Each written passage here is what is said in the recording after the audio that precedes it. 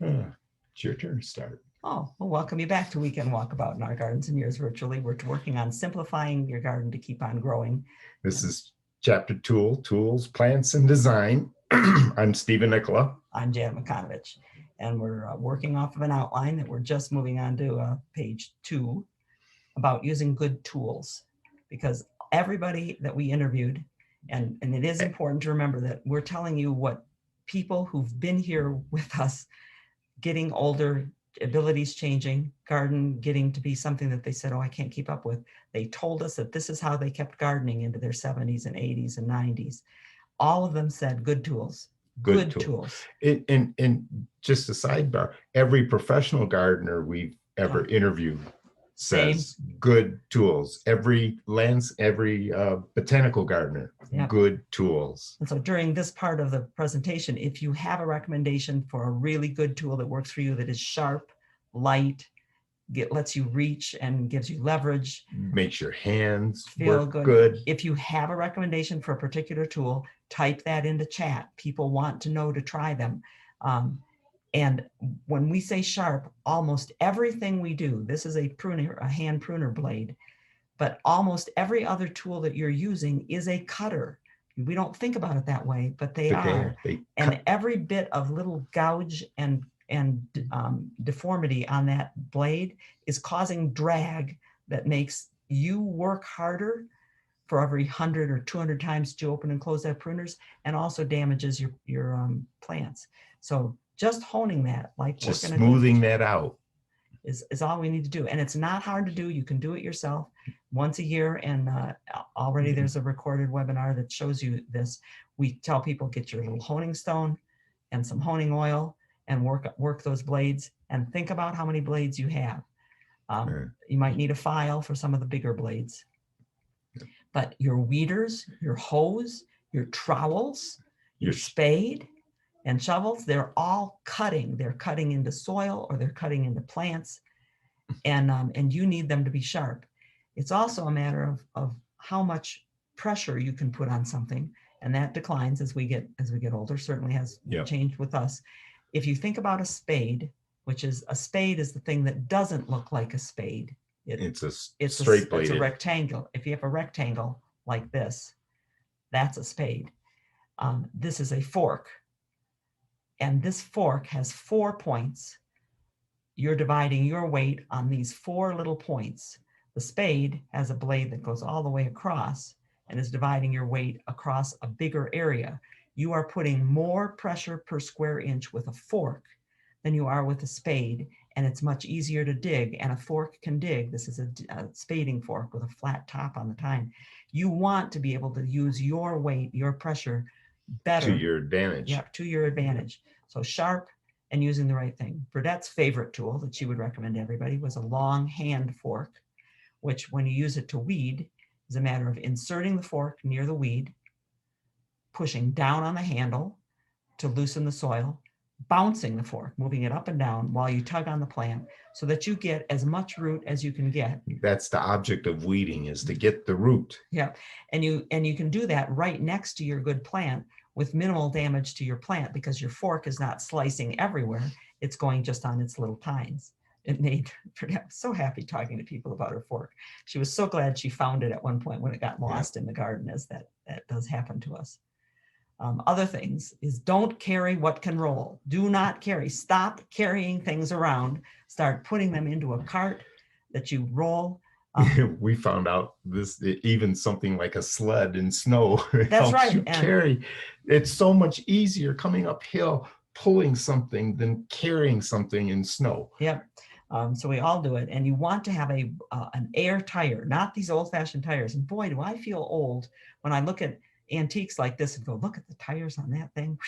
People used to roll around with that. And then I find this picture of my dad, and when he had one of those, my gosh, am I old. So but you want tires with air in them, not tires that are plastic and look like that. No, you want air tires. Those plastic tires and those metal tires, every vibration of the cart or barrow goes right into your elbows and shoulders. It also doesn't bounce over little things. Those air tires have a bounce to it. The other ones, no bounce, and they just drag and rip up. And you can get a lower profile smaller wheelbarrow. Burdette's was smaller. She said it was always great that her compost were always downhill. The wheelbarrow just emptied itself. Mhm. That's But planning, whether she admitted it or not. But this includes motorized wheels. Yes. Burdette ended up getting a golf cart, or I think her kids got her a golf cart. That's Steve's mom and Burdette and me off to the vegetable garden to work. But if you look at botanical gardens and we talk to public gardeners, they are wheeling things around because you spend a lot of time and energy. You can't carry 3 5-gallon buckets full of stuff around anyway. You can try. Yeah. Yep. It's what Ginger said. Ginger, who says never stop and maintains 2 acres all by herself. She wheels around with her tractor pulling her cart. She can put her water buckets in there and the whole bit. Good tools includes things that are knee pads. Knee pads we have found out over the years, they really have saved our knees. We can still do what we do because we inadvertently started wearing knee pads early on. We wear them. You also have portable ones that you carry around.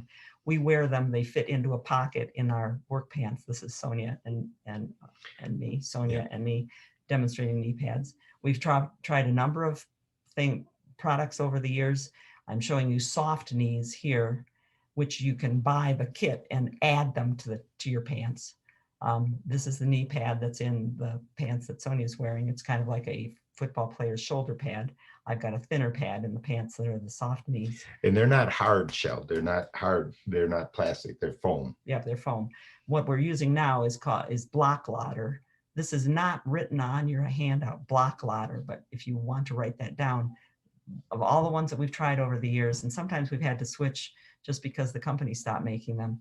But this pant is a very good working pant. Yeah, it's got the knee pads right here is where the pads go. Not only that material on the knee is Kevlar. Yeah, it's and Kevlar. It doesn't wear out. Yeah, what covers the knee pad is Kevlar material. Their weakest parts are the stitches where you're bending. Yeah. And these pockets are great. You could have inside pocket covered. When we're not virtual, when I'm talking to people, in real life and wearing my pants, I will drop to the floor to show them I can literally fall on my knees, and that's a great thing to have. Now, there's no one list of best tools. No, everybody has their own. You have to try different things. My pruners, the Fiskars, are on the right. I also like Felco's on the far left because they have a good blade. They keep exceptional sharp. Blade. But I'll show you in a little bit what the difference is for me. But these are all things that various gardeners said, this is my favorite. And we know this, and you know this because you garden with other gardeners. This is us going out to our garden at the zoo. We're talking. People each have their own tools. You get their own way to carry them. Right. They have their chance to try their tools. I'm wheeling my wheelbarrow. Debbie's pulling her cart. Some are holding 5-gallon buckets with their stuff in it, but you get the chance to try other tools, which is what you need to do to find the one that works best for you. For Virginia, wheeling around here with her terrible cart with plastic wheels, but she liked because it was very stable and she could use it to lean on while she was pruning. Her favorite brand is called Klaus, and she ordered it online. Or those of you who are in the Detroit area, you can go to Uncle Luke's feed store. He carries this brand. But it's what works for you. I like things that take the pressure off. These are shock absorbers. That's really important right here to have when you're using a long handled tool like loppers or shears and you're constantly clacking. Those two, somehow the shock gets absorbed in that little bit of foam or plastic there that keeps your hands, when they clack together where there's metal, it just vibrates so bad over time. Yeah, it goes straight into your elbows and your shoulders if there's not a shock absorber. This is the ARS head shears and pruners and saws. ARS is a very good company, very good sharp blades. Their shears are exceptionally sharp. You can buy those from AM Leonard, or you can just go online to look for the ARS pruning tools. But you want to have something that takes the shock. And the key also is how wide your hand is. This is how wide these pruners open. At their widest. If they open wider than your hand is comfortable, you're never going to feel you can't hold. It won't right. These pruners, which are fairly decent pruners, when they're at their full open, my fingers have to keep hold of that edge and have to put tension to hold the pruners. These pruners, the Fiskars that I like to use, have a rotating handle that the gear makes them wider than their widest. They're open to the widest, but the blade will open wider because the thing rolls. So I'm able to hold those in my hand without keeping the end of my finger holding them. And that makes that tension on your hand is the Fiskars and these other pruners that have a rotating handle, is that as they open, the handle rolls along your finger and distributes the stress. For those of you with carpal tunnel problems, with repetitive motion symptoms of any kind, try the rotating pruning handles. They feel weird at first. You'll get used to it very quickly, and they really make a difference in stress on your hands. Good. Other things you look for is the tool good, is can the blade stay sharp? This is my weeder that I love on the left. This is a company that's making a weeder now that my company stopped making them, that's like it. But can you see the roughness of this metal? That rough metal means that every time you're sliding it through soil, it's drag. You want a smoother metal, and you don't want something that rusts, because that rusty spot is drag, and stay away from drag. Things that make things different for people is the length of the handle, whether it's a long enough handle, the shape of the handle at the end, how your hand fits on it, whether the handle comes loose. These kinds of attachments, like this in imitation one, they come loose, whereas a handle that's set right in, it stays more firm. Mine was made by Smith & Hawkins. They don't make it anymore. Any of you who are clients of mine or were back in the old day, I gave a lot of them away. If anybody's not using one, I'll take it back. Yeah. DeWitt and Gardner's Supply makes one that's very similar, but the angle is a little bit different. The curve of the blade, the balance point, and where it balances is different. And the shape of the handle, and just that's why bit. And that's why you want to pick up other people's tools. Don't buy them by sight. Pick them up by trying them. And that said, Phyllis Dennison, who is one of the people that we talked to, who is 92 here, used my old wheelbarrow with a hard rubber tire that I threw out. For 20 years, she used it after I threw it out, because she was on the driveway, said it was perfectly good, and said her favorite tool for weeding was a screwdriver that she could keep sharp, and she picked up one time and found it was really good. Whatever works. Whatever works. Yep. I can't read what it says, so. Oh. I don't know why. Why is it up there this time? I don't know what it's recording or any. Oh, well, sorry, we shouldn't be talking about that. Sorry. Okay. Steve will have to find and edit that part. Yeah.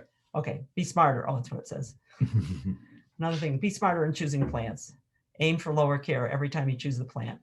And here's Burdett's delphiniums. Delphiniums, when they come up in the spring, should not look like this. They should not have leaves that are curled already over, curled and stems that are discoloring. They should look like this in the spring. And when they don't, it's because delphiniums are inherently high maintenance plants, unless you're growing them in the north of Scotland, where it's cool, where 70 degrees is hot in the summertime. They're going to build up a set of fungus and bacteria that infect their crown and keep weakening them as they come up, which means that when they bloom, they already look like this at the bottom, where you've cut out and other parts are dying that you still need to cut out. It's either that, or you use a fungicide on them regularly, or you divide them every year and take only a clean piece. And that's a harder thing to do than to just grow an easy plant. So take out stuff that's hard to grow and don't replace it right away. Look around. Sometimes space is good. Yeah, space is wonderful. Step back, look at it and go, you know what? I need more coarse texture in that area. And that hosta does well in there. This is in Deb's garden, and it's actually shadier than it looks here. Take and divide that hosta if you need to fill that space, and move it forward. Don't go trying out new stuff unless you absolutely have to. Or it was a statue that you want to put there, yep. Something that you don't have to take care of. Yeah, that's even easier. And put things up that don't need the maintenance of staking, for instance. Here's a peony with its hoop over it. And the staking kit is worth the money to spend, because if I put it out in the spring, it doesn't look bad. It takes me 1 minute to put it out there, and it holds the plant up as it grows through it. Or in the springtime, use sticks. We've talked about this before, about the stuff you're pruning out anyway that has the nice fingers on the end. Burning bush. That's burning bush pieces. And I've cut out, we thinned them out. So we took out 3 years worth of growth. We stick them in the ground as the globe thistle grows upward here. Oops, is Sorry, wrong way. It just looks like a shrub that hasn't leafed out early in the spring at bulb time. But the plant very quickly grows up and then puts its elbows into those crutches and supports itself. And supports itself. And you don't see that later in the year. It just grows right up through it. Delphinium, on the other hand, can't be staked that way very effectively because the flowers will still splay over. Delphinium needs to have every stalk staked. So those are the plants that you aim at and say, you know what? Maybe I don't need those. Let somebody else grow them. Let me go to the botanical garden and see them. This is at Edinburgh, the botanical garden, where in the springtime, their monkshood, foxglove, and delphinium area actually has they've woven a basket weave of twigs of red twig dogwood and willow and birch together to support them. Let them do that stuff. Yep. You do the easier plants. Easier plants like shrubs. Shrubs are often easier than perennials. But looking at this dwarf lilac, which does not want to be this dwarf. Dwarf lilac wants to be 6 to 8 feet. It wants to be up to the window, over the window. Yeah. And keeping it small is a matter of it blooms. And when it's done blooming and starting to turn brown, I prune it. You're looking at everything that came out of that lilac. It used to be up when it was blooming at the windowsill. I prune it after it blooms by taking out stems all the way down. Go farther back in. Yep. And then here it is the next year, done blooming, gone brown, and I cut it again. And every year I cut it back to leave it room to grow up to the windowsill. Get its bloom. Yep. And I leave, some of these are stems that grew from inside the year before when I cut way back in, cutting out older stems way down low. And that's the new stuff now that's going to bloom the next year. And every year it does it. And every year you look at it and go, you got a little bit taller than you should. So this year I thin it. I thin first and then shear, but you can do it the other way too. And then shear it. And she went even a little bit lower. I said, you've gotten too high. And the reason I'm doing that is because it looked like this when they moved into the house. Somebody was constantly shearing it. And it's become thick at the top. It wants to be bigger. It's not blooming well. It's got little tiny flowers. It looks like it wants to fall over. So to keep it like that, and they wanted to keep it when I told them what kind of shrub it was, they wanted to keep it. But the reality of the situation is when you want to simplify the garden, take that out. If you want to move it someplace where it can get to be 6 to 8 feet tall and just let it grow. And in that space, put something that's only going to get as tall as the window. That's the lower maintenance plan. And lower maintenance is lawn in some places. And working with Audrey, who wanted to stay in her garden but make it easier, we put in this area. It was garden. It was this area. And we looked at it. I said, there's nothing in this central area, Audrey, that you don't have elsewhere in some other place in the garden. Let's move some plants and make this area back into lawn. And it also shows how a little bit of grass can be a calming, soothing area. Before, this was a little, you're going out and seeing, now you get a chance to see a vista and pause. Yeah. And I think. And it reduces the amount of space that's actual perennial garden, where Audrey has to be inserting herself all the time into that area. We did the same thing with Burdette in limiting the space here. And as years went by, we kept adding more lawn and taking vegetable garden out. In which case, Audrey began calling them landscape plants, not garden plants. Lawn instead of lamb's ear. They both cover the ground. They both change the color of the ground, but the lamb's ear requires more work than the lawn does. Dwarf spirea, more work than a peony. Rosa Sharon, dwarf spirea is less work than a peony. Rosa Sharon is less work than a tall sunflower for summer bloom.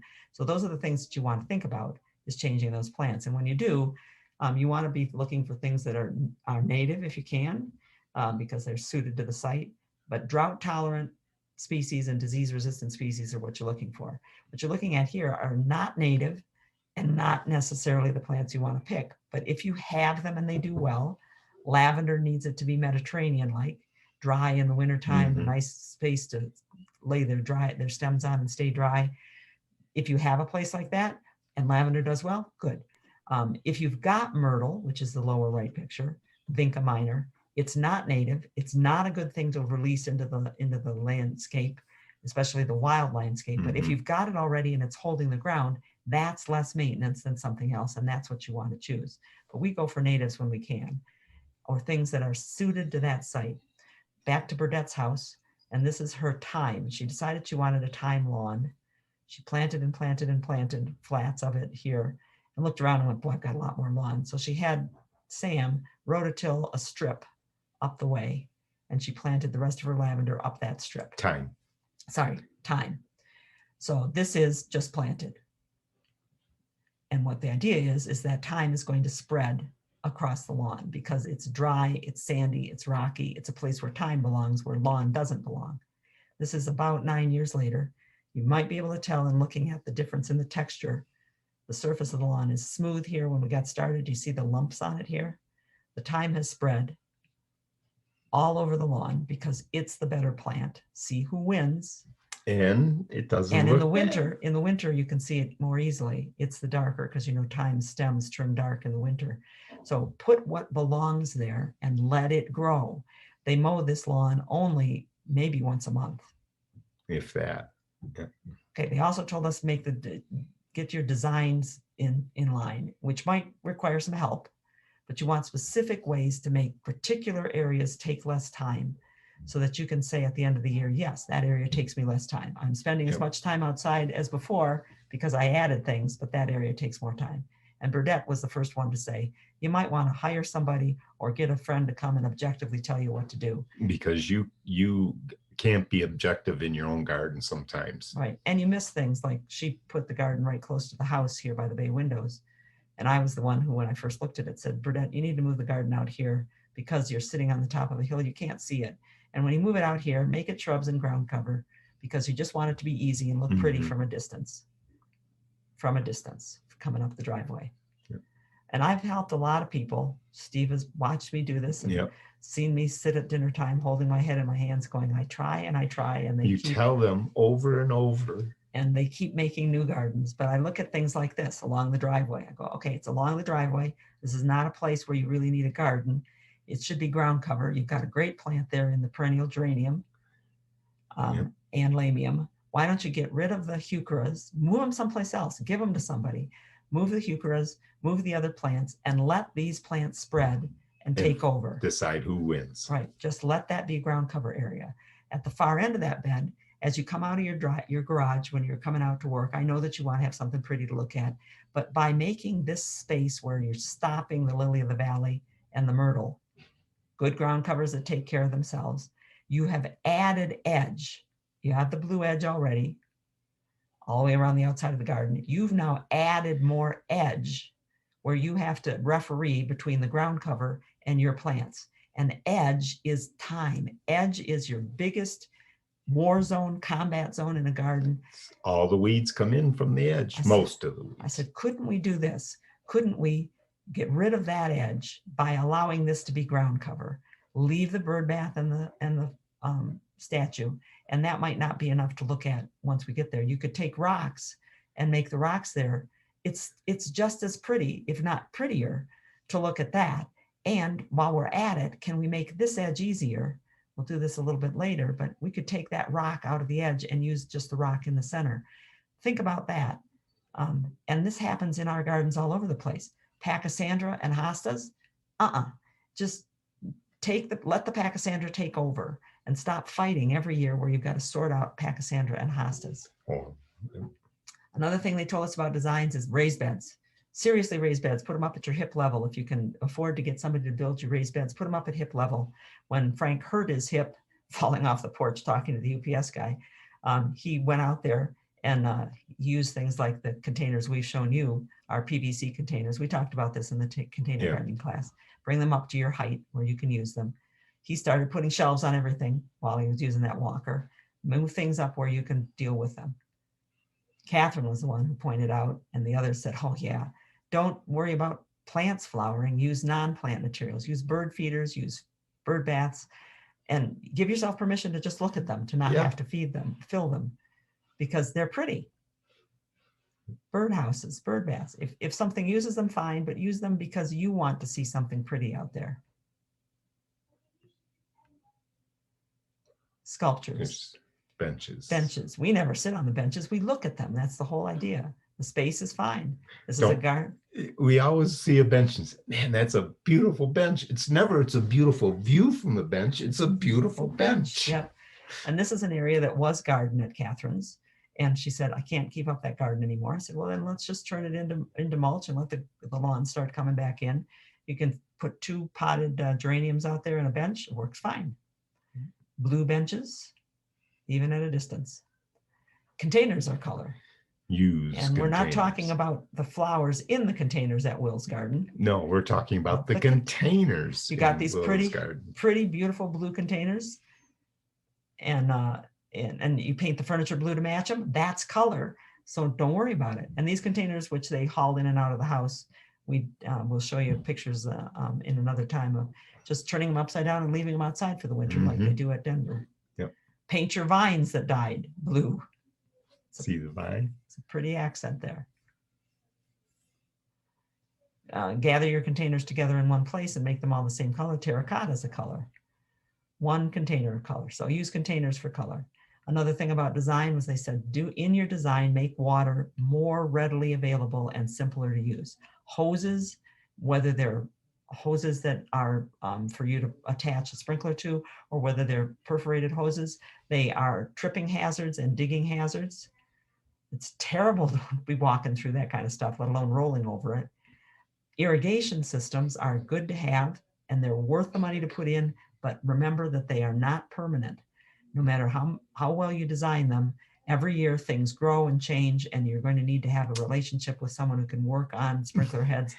Especially if the lines end up in the beds and your fork's going to hit the lines. You better know how to fix them. Whenever people put in irrigation for us, we take pictures as they put it in, because there's never a plan that shows where the pipes are. No. But if we take pictures while they're digging them in, then we can have find a rough them later. idea of remembering. In 26 public gardens where we've interviewed the gardeners about how they do, what they do, how they work most efficiently, their best watering system in 23 of those gardens was a gardener on the end of a hose with a shower wand, watering what needed to be watered. There were exceptions for one public garden that the lawn was very important, and they couldn't do it without an irrigation system. And in another garden where it's so hot in that garden in Tennessee in July that you can't have gardeners pulling hoses, so they were glad to have their standpipes. And standpipes is what you want to do, is you want to have places where you can attach a short piece of hose and water. Not drag a hose around. Not go out 300 feet, go 20, 25. Yeah. Or you want to do what Trudy did, which is you put buckets out in various places in the garden, and you fill them with water once in a while, and you always have buckets of water that you can use. As long as you don't leave the water there for more than 7 days in the hot of the summer, you're not going to be mosquito havens. Gators on new trees works. The bottles we've shown you putting into containers or even in the ground work. Milk jugs with a nail in them. We put a nail through them. This is on our website. Put a nail through it, leave the nail in, stick them in the ground about an inch, put mulch around them, just keep taking off the cap and adding water, and it works really well. So now what questions do you have about design things that you were doing? And so we can, we have a set of tips. Lots of questions. We've got lots of questions now. Now the questions are coming in, and thank you to those in the chat who have been answering each other, especially around tool and watering recommendations. You guys are a really great community for that. So we had some questions around moving big things. So Simplify asks, do you know of a way to move a boulder a few feet? It's approximately 2 feet long by 18 inches tall. Gretchen mentioned renting one of those tools, something like a move along. I wonder if you could talk a little bit about how to move big things once maybe you've never been able to move big things. Well, I actually took the pictures out today of moving big things because I said we don't need to tell people that, but I guess we do. It's called a come along. It's got a strap and a ratchet handle, and what you do is you pound a stake, a heavy metal stake, into the ground in place A, or you can use a tree trunk if you've got a good, well-established older tree and something not house size to move. You can put one strap of the come along around the fixed object and the other around the object that you're moving, and you just crank it. You have to crank a lot of times. It's just like using what is it called? To lift up your car when you're changing a tire, a jack. It's just like using a jack. And that's how we move heavy things, is we use a strap around them. And you can move, we've moved several 100-pound boulders doing that. And we've shown youngsters, Amber was the youngster that was helping us then. Was 20 when she was helping us then. And she was so thrilled with moving it that when the guys showed up and said, okay, we'll do that, she said, no, you won't. So I'll come along. And they are very, you don't have to rent them. They're really very inexpensive. They're not power tools. And you can buy them at the hardware store with strap and get a strap to extend the length. Great. And just generally, even if you're using a tool, if you are moving something heavy, make sure someone's with you. Don't do those things by yourself. Or climbing ladders that are beyond. Yep. Make it an experience. I have a 80-year-old neighbor who likes to climb up to prune his tree in a ladder, and I find things to do in the garden while he's up there. Be around each other. Yeah. Okay, and Mark, he would yell at you too. Oh, of course. I threatened to tell his wife, I'm like, I'm going to go get Zoe. If you don't get down from there, I'm going to go get Zoe. All right. Mark is asking, my favorite shear is one I can find. He's always losing it. Do you have any advice about losing or keeping track of tools? I do not. I have tried the things that I've read from others, painting the handles a bright color, and that helps to a certain extent. But when you drop a hand tool into a full-grown garden in the middle of summer, it's probably gone until fall when you cut things back. We've lost shears, loppers, saws. For long periods of time, and then had to clean them up. We have talked about, and people have told us about, these devices you can buy that have locator chips on them, so that you put these little things onto your keys, and then when you lose your keys, you can go to a central place and click the button and it'll beep. We've talked about trying that, but we haven't tried that yet. But otherwise, we can't really help you. We do have one bigger picture thing about losing tools, and that's that I took this picture out too because I thought people didn't need it. Well, we'll work on it with the professionals on Tuesday. Is that I stay in one place until everything that needs to be done in that place is done. And I do it by taking 3 bamboo stakes and connecting the 2 stakes with a 10-foot piece and the other 2 stakes with a 10-foot piece, so that I've got a corner. I go out and I stick 3 stakes in the ground. 1 stake, then I stretch out that 10 feet and stick it in the ground. And then at a right angle to that line, I stretch out the other stake, stick it in the ground, and I stay in that space till I'm done. Because otherwise you go all over the place. And that's when you lose track of your tools. Yeah. I also use the standard kit of tools that's listed in your outline. It's only a small number of tools. They fit into a bucket, and I move them all around with me, because when I lose them is when I go talk to the neighbor for a while. I crawl over, I'm following a weed, and I crawl out to another area. And then your tools end up all over the place. Yep, great.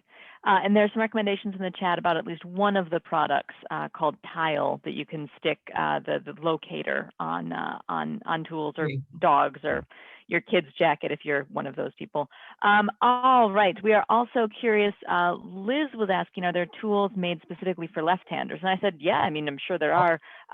I'm soliciting, I know you two are both righties, but I'm soliciting also people who might be listening who are lefties, if you want to drop in the chat about left-handed recommendations. And I have to work with both hands, because I had so many problems with repetitive motion problems with my right hand that I had to learn to use my left hand. And so I have a right hand and a left-handed weeder. I have left-handed pruners. I'm not so good at using them, but I make myself use them sometime. And generally the left-handed ones you have to order. Yeah. They're not usually on the shelf. But if you look at the company name and say this looks like a good pruner, then go online, because the left-handed ones do exist. Great. Lizzie is curious if you have a recommendation for light long blade loppers, the lightest in terms of weight. The lightest are the ARS shears that I was explaining to you. They are well balanced. They're super light. They're over $100 to buy. I think the last time I bought a pair, when mine disappeared, because somebody picked them up and used them on. The last time I bought them, they were $102. They are well worth it. They're so light. They're so sharp. Do not give them to your husband who wants to cut big, heavy twigs. Or grass, or ornamental grass. Right. Yeah, use them. Well, that actually relates to some of the suggestions people are putting about not losing tools. If you wrap your tools with pink duct tape or with something that maybe makes them more identifiable or less desirable for people to pinch, that could also work there. That sounds like one of the professional gardeners we talked to who put silk flowers all over her golf cart because others in the garden were taking it. She said, nobody used it when I did that. Yep. My husband's best friend is a plumber, and he says that contractors will often put like Dora the Explorer stickers on their favorite tools so that no one wants to have a Dora the Explorer drill. Excellent. Okay, Tina is asking, at the picture of, I believe, Burdett's house, there is a brown perforated product that diverts water from the end of the downspout. And what is that and where to get it? Well, I've seen those in various places. Gardener Supply shows them. It kind of unrolls as the water pressure pushes it open. As long as you don't have a lot of debris flushing through your downspout, those work pretty well. They just extend themselves and spray water around. We haven't found them to be greatly useful. A good idea, but not one that lasted in the long run without maintenance, taking it off not once in a while and cleaning it out. Yep. Great. All right. The other questions that are coming in are a lot about sort of specific things about mulch and shade. And I think we're going to move on, but to let everyone know, normally at the end of these webinars, Janet and Steve hang around, and we answer just some catch-all questions. So if we can pitch to finish up, and also pitch that if you want to join us for these webinars all year long, you get lots of tailored advice. You have access to Janet and Steve and their knowledge both before and after the webinars officially finish for personalized questions and attention. And I think with the subscriber rate, it works out to something like, for new people, only $5 a webinar, less than $5 a webinar. And for our beloved returners, it's less than $3 a webinar to get Janet and Steve answer questions for you. So I will drop the information back in the chat and we'll carry on. Thank you, Sonia. Thank you very much.